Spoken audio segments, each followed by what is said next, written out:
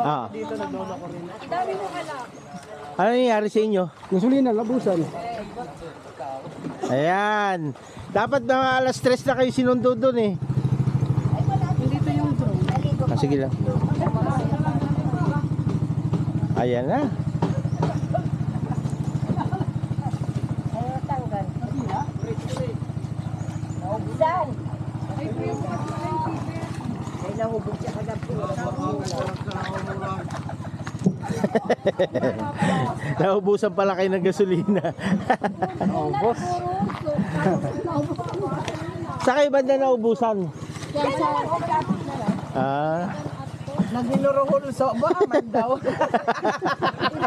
Tapos binubsan. Ah, ayan na. Iniwan niyo si Nanay Nursing.